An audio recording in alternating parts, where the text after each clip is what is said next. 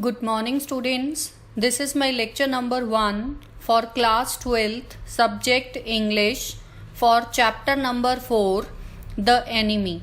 This chapter is taken from your supplementary reader, Vistas, and this is written by Pearl S. Buck. Pearl S. Buck was an American writer and novelist. She spent her childhood in China. She was awarded the Pulitzer Prize in 1932 and the Nobel Prize in Literature in the year 1938. Now we will proceed to the story or the introduction of the story. The story is set during the Second World War. A war was going on between America and Japan in the year 1941 when Japan attacked Pearl Harbor. Japanese were hostile to the Americans and ready to kill any American found in their soil. And this story, The Enemy, highlights how a Japanese doctor saves the life of an American prisoner of war and rises above narrow prejudices. He risks his honor, career, position, and life by sheltering a war prisoner of the enemy and saves his life. The author has beautifully portrayed the conflict in the doctor's mind as a private individual and as a citizen with a sense of national loyalty. Now, I'll introduce you with all the characters of this story. Dr. Sadao Hoki. He is a Japanese doctor and the main protagonist of the chapter who had a dilemma in his mind whether he must serve to his country or he must be dutiful towards his profession, being the doctor. The second character is Sadao's father, who is considered an austere man who had played an important role in upbringing of his child named Dr. Sadao Hoki. Then third character is Hana, who is Sadao's wife and a Japanese woman got married with him in Japan but met with him in America. Then next character is Tom. Tom, a soldier of US Navy who was found injured in front of Dr. Sadao's home near the coastal area. Then the next is General Takima. General Takima is a sick Japanese army general who needs an operation and he trusts only Dr. Sadao. Then next character is an army officer who is a messenger of General Takima. Next character is Gardener. Gardener is an old person working in Dr. Sadao's home. Yumi. Yumi is a maid servant who is an attendant of Dr. Sadao's children. Then the last character is the cook, who is an old cook and working in the honor of Dr. Sadao for several years at his home.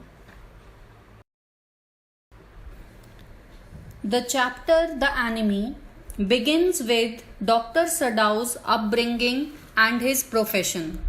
First of all, we'll talk about his home. His home was built on a spot of the Japanese coast. Coast means shore, where as a little boy he had often played. The low square stone house was set upon rocks well above a narrow beach that was outlined with bent pines. As a boy, Sadao had climbed the pines, supporting himself on his bare feet, as he had seen men do in the South Seas when they climbed for coconuts. Then his childhood was very unique because he lived only with his father. Sadao's father's concern. Sadao had taken this into his mind as he did everything what his father said. His father, who never joked or played with him, but who spent endless pains upon him who was his only son.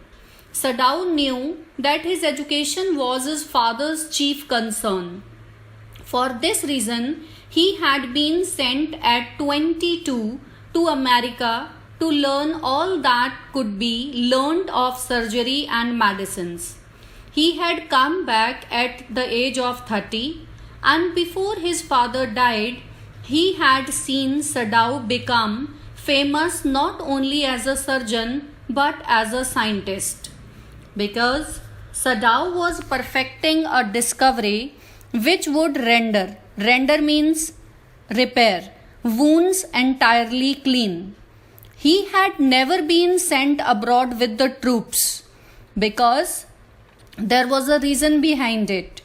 General Takima, the old General Takima of Japan, might need an operation for a condition for which he was now being treated medically, and for this possibility, Sadao was being kept in Japan because General Takima was a selfish sort of person who never let Dr. Sadao go with the troops, but he kept him always in Japan for his selfish purpose, as he was under medication and due to his ailment he had to meet with an operation at any time, and he trusted for it only Dr. Sadao. After that, Sadao explains how he married Hana. One day he was standing in the balcony of his house.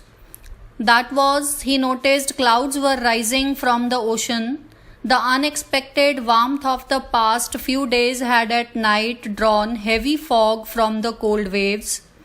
Sadao was watching, and suddenly the door opened and he found his wife coming and standing beside him. And then he started recalling how he met Hana in America but did not marry there. There was a reason behind it. Both of them met at an American professor's house by chance, literally. The professor and his house had been very kind to the people who were their foreign students, and the students, though bored, had accepted this kindness of the professor and his wife. Sadao had often told Hana how nearly he had not gone to Professor Harley's house that night. The rooms were so small, the food was so bad, the professor's wife was so voluble. Voluble means very talkative. But he had gone there and he found Hana there. Hana came as a new student at professor's house, and there he got a chance to meet Hana. Though he fell in love with Hana at first sight, but he never ever expressed his feelings towards her because he knew his father would never let him marry Hana unless he confirms that Hana belongs to a pure race of Japanese. Therefore, they stayed in America together without expressing their love expression to each other. Then they came back to Japan, and Sadao expressed his love towards Hana to his father, and his father confirmed that Hana belonged to a pure race of Japanese, and he got ready to marry both the children. Then, in such a way, Dr. Sadao married to Hana after returning to Japan, and it was only and only Hana who had a great love for him, and he could feel the warmth of her love and affection. That moment, Hana and Dr. Sadao saw a figure appear out of the mist. It appeared black in color due to the mist in the air. The outline of a man's body was visible in the mist. He walked unsteadily, with his arms above the head. It was an indication that he was a prisoner. The man walked a few steps and then disappeared in the mist. Upon seeing the figure, Hana reacted by asking, "Who was that?" She took her arm out of Sadau's arm, and both of them bent forward over the railing of the veranda to have a closer look at the man. They saw him again. He was crawling on his hands and knees. Then he fell on his face and kept on lying there. Probably he had fainted. As the area had villages full of fishermen, Sadao said that probably it was a fisherman who had been washed off his boat. He ran to help him. Hana followed her husband. The loose sleeves of her hauri is a long piece of cloth that usually Japanese ladies wear, flew as she ran. This part of the coast was not inhabited as it had dangerous rocks on it. As the rocks were pointed, the man could be badly injured, although he had managed to come through them. As the Japanese couple saw the man, they realized that he was badly injured. The sand on which he was lying had blood stains on one side, which indicated that the man was wounded. Sadao said that the man was wounded. He approached the man, who lay motionless with his face buried in the sand. An old cap hung on his head. It was soaked with the seawater. His dress was almost wet and torn. Sadao turned the man's head. As they saw the face, Hana spoke confidently that he was a white American man. Now, we will discuss about the identification and condition of that injured man. The injured man was an American. As his cap fell off, they saw his wet yellow-colored hair, which had not been cut for a long time. He was young. His face had such marks which indicated that he had been tortured. He had a rough, unkempt yellow-colored beard. As he had fainted, he did not know of the presence of Sadao and Hana. Sadao was reminded that the man was wounded, as he had seen blood stains on the sand. He was a doctor. He moved his trained fingers around the man's back to search for the wound. He felt blood oozing out. Oozing out means flowing out of a wound in the lower part of his back. It was a gunshot. The man had been injured a few days ago. He had not got any medical help to treat the wound, as he had himself used some black-colored powdery substance on it. The sharp rocks on the shore had pierced it, and so it was bleeding again. Hana was concerned that the man was injured and said in a low voice that he was bleeding. The mist had intensified now. The three of them could not be spotted by anyone. Moreover, the fishermen and the rag pickers did not visit the place at that time of the day. Sadao answered to himself and said that the best thing was to put the man back into the sea. As the bleeding stopped, and he stood up and removed the dust from his own hands. Hana supported his opinion, but looked intently at the man as he lay still. Sadao said if they gave him shelter, they would be arrested for sheltering an enemy.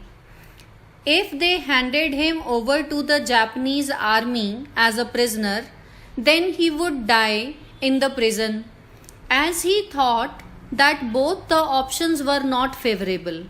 So the best option was to put him back into the sea. Hana added that the kindest action for them was to put him back into the sea and let the nature decide what to do with the man. Both of them did not move ahead to do so.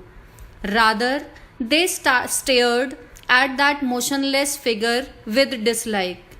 They disliked him because he was an enemy, an American. Sadao was reluctant in throwing the man into the sea. He reasoned if the man was well, he would hand him over to the police without any hesitation. He added that he was not concerned about the man and considered him to be an enemy as he was an American. He commented that the injured man was a common man as his face looked as if he was a foolish person. He wanted to say that he was not bothered about the injured man, but his only concern was that he was wounded. Hannah said if he could not throw him into the sea, then the second option was to carry him home. Sadao was concerned that the servants would object as they would shelter an enemy. To this, Hannah said that they would tell them that they intended to hand him over to the police once he recovered. She told him that they must do that. She added that they must consider their children's future and Sadao's position in Japan. If they did not hand over a prisoner of war to the police, they would be in danger. Sadao replied that certainly he would do so, and he did not think of doing anything else. Their decision to treat the man. Sadao and Hannah lifted the injured man into the house. He was very light. The writer compares his weight to that of a hen that has not been fed for a long time, and its body loses flesh and reduces into mere feathers and skeleton. The man's arms were hanging, and the duo carried him up the steps into the side door of the house. The door opened into a passage, and they went down the passage towards an empty bedroom. The bedroom belonged to Sadao's father and had not been used after his death. The injured man was laid on the thick mat on the floor. The writer describes the room. Everything in the room was Japanese as Sadao's father disliked foreign things. Hannah went to the cupboards in the wall and took a soft quilt. She resisted putting it on the injured man. The quilt was made of silk, had a flowery print on it, and the lining was made of pure white silk. Hannah was sad and spoke slowly that the man was very dirty. Sadao said that the man had to be washed. Sadao asked Hannah to get hot water so that he could wash the man. Hannah did not want that Sadao should touch the man at all. She said that they would ask the servant to wash the injured man. Therefore, she called Yumi to leave attending the children for a few minutes and wash the injured man who was laying into their father's room. Sadao thought for a moment and then agreed with Hannah. He asked her to call Yumi, the caretaker or attendant of their children at home, while he would call the other servants. Before he could go out, he saw the injured man's face. It was so pale that he stopped, bent forward, and felt his heartbeat to see if he was alive. The heartbeat was very faint, but it was there. Then Sadao placed his hand on the man's heart to feel it. It was also beating. Sadao concluded thus that the injured man was still alive. Sadao commented that if the man was not operated upon, he would surely die. He added that even if he was operated upon and saved, he would die at the hands of the Japanese army.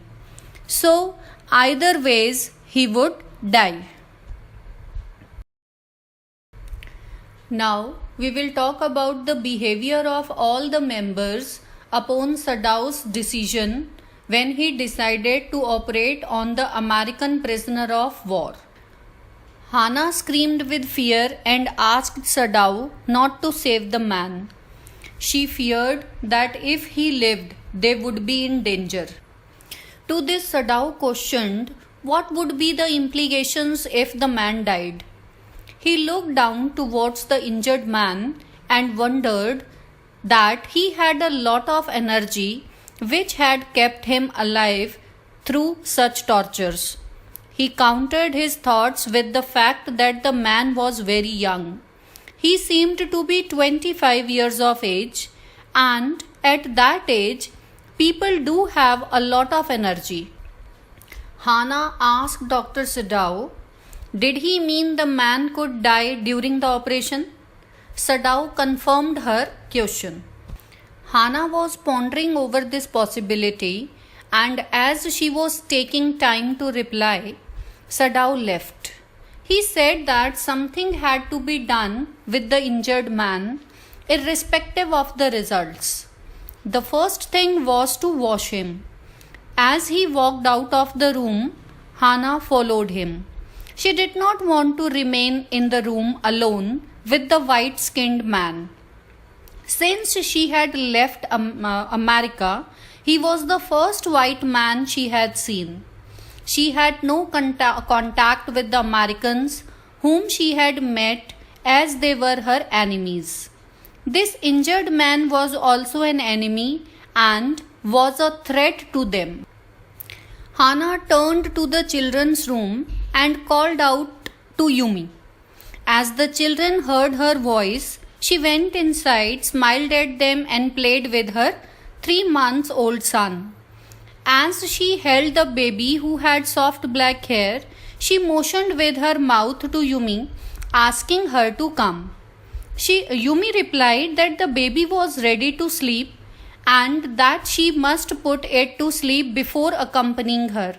Hana held the baby and went to the bedroom next to the nursery with Yumi.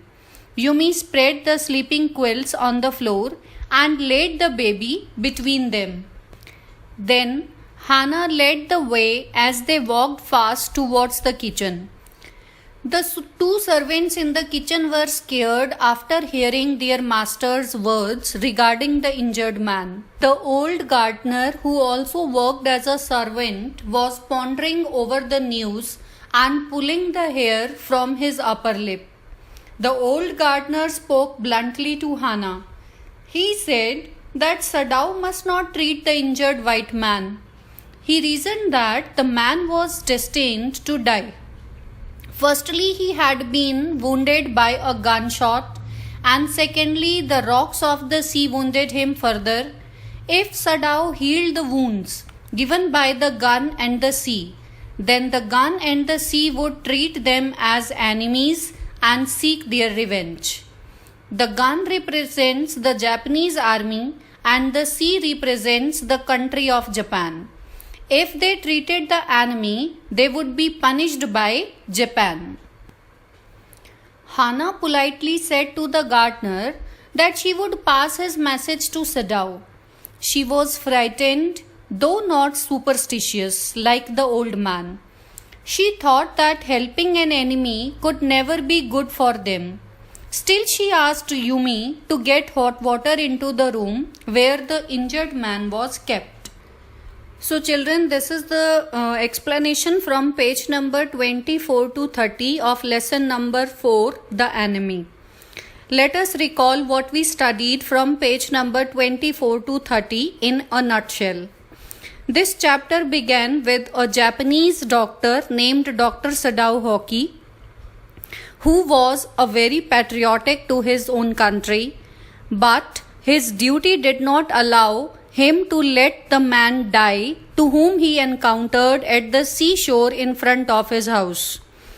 When he came to know that the injured man belonged to America, as America was at war with Japan, so all the Americans were their enemies. And being a Japanese, he must not touch or treat on his body. But he did not give priority to his patriotism because he was very loyal to his profession. Being the dutiful doctor, he decided to operate on the injured man, and then later he would decide what to do with that once he gets well soon. Then he took the injured man with the help of his wife Hana, to whom he married in Japan and met in America, to their home, and kept the man into their father's room, who was dead now. Then he started operating on the man. To this, all the family members, including the servants, became unhappy with Dr. Sadao because the servants also thought that the man was an American prisoner of war and all Americans were their enemies. And they did not like their master to expertise his theories or his medical surgeries onto that man and operate on him to save his life. They all became unhappy with their master, but Dr. Sadao did not bother for anybody's unhappiness and started working onto that injured man to save his life. I have told you what we studied from page number 24 to 30, and rest I will proceed further in my next lecture of the same chapter. And now I'll assign you homework. Read the chapter from page 24 to 30 thoroughly for your better understanding of the chapter, and answer the questions mentioned in read and find out box given on page number 24 and 27. Thank you. This is the end of my lecture. Stay at home, stay happy and healthy.